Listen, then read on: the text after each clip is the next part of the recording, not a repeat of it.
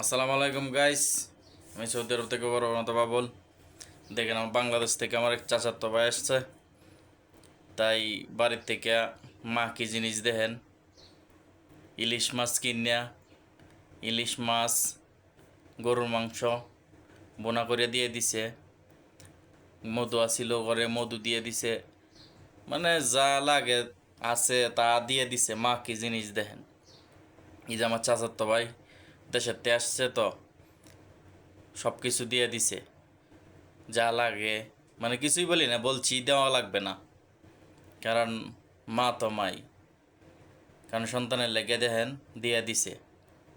কারণ আমরা দুই ভাই এই জায়গায় আছি, দুই ভাইরে ইলিশ মাছ ভাজ্যা মাংস বোনা করে দিয়ে দিছে। কারণ আমরা বোনাটা পছন্দ করি, এই জন্য আমার আম্মা জানে আমরা কাই বোনাটা পছন্দ করি, দেশে থাকতে খাওয়াইছে, এই জন্য পাঠায় দিছে। এই জন্য বলি মার চেয়ে কেউই নেই, কারণ সন্তান যত বড়ই হোক মার কাছে ছোট। কারণ এই যে বললাম না করলাম, কিন্তু এরপরেও দেখেন যা যা দেওনের দিয়ে দিছে, মাংস দিয়ে দিছে, ইলিশ মাছ কিনে নেয়, ইলিশ মাছ বাজ্যে দিয়ে দিছে, এরপরে গরম কতটুক মধু ছিল এই মধুটা দিয়ে দিছে, এরপরে আমের আচার দিয়ে দিল, এই যে বয়ামটা বইরে দিল দেখেন, মাংস 2 বাটি বইরা। এটা হচ্ছে আমার ছোট ভাই, আমার ছোট ভাই ওই আমাদের কাছেই তাহে সৌদি আরবে দোকান সুপার মার্কেটে কাজ করে, নয় আসছে রুমে, কারণ 2 ভাইয়ের জন্য পাঠাইছে একসাথে খাইবার জন্য।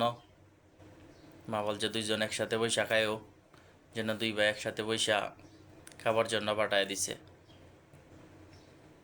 কারণ মা যত কিছুই বলেন, সন্তান যত বড়ই হোক তার কাছে সবসময় আমরা ছোট। কারণ দেশে আমরা কি খাইতে পছন্দ করছি, এই জন্যে দিয়ে দিছে। বারবার না করছি, দরকার নাই, সব কিছু ওই জায়গায় পাওয়া যায়, গরুর মাংস আছে, কয় আছে, আমরা তো আর এত সুন্দর করে ভাগাইতে পারতাম না, করতে পারতাম না, এই জন্য দিয়ে দিছে। তবে গরুর মাংসটা কালা বোনাটা আমার আম্মু অনেক টেস্ট হয় বোনাটা করলে, এই জন্যে দিয়ে দিছে। আমরা পছন্দ করি, কারণ আমরা কালা বোনাটা অনেক পছন্দ, আমার ছোটো ভাইয়েরও পছন্দ, এই জন্য দিয়ে দিছে। কারণ কালা বোনা, আমাদের গরুর কালা বোনা অনেক পছন্দ। খাইতেছি মাশাল্লাহ, অনেক মজা, অনেক মজা হয়েছে কালা বোনাটা। কারণ দেশের কালা বোনা খাই না অনেক দিন ধরে আমার হাতের, সেরকম একটা মজা ভাই, অনেক একটা টেস্ট। না খাইলে এটা বুঝবেন না, কিন্তু আমার মার হাতের রান্না আমি বুঝি, আমি জানি অনেক মজা, অনেক একটা টেস্ট হয়েছে, কাউকে বলে বোঝাইতে পারবো না। যাই হোক, যার মা আছে অবশ্যই, যারা প্রবাসে থাকেন আমার প্রবাসী ভাইয়েরা, অবশ্যই মনে করবেন মা যেরকম করে নিজের মাকে সম্মান করবেন। কোনো কিছু কেউ গেলে একটা জিনিস মার জন্য দিয়ে দিবেন, কারণ মা কারো চিরকাল বাইচে থাকবে না, কারণ আমরাও কি বাঁচি না, মা বাঁচে এটা বলতে পারি না।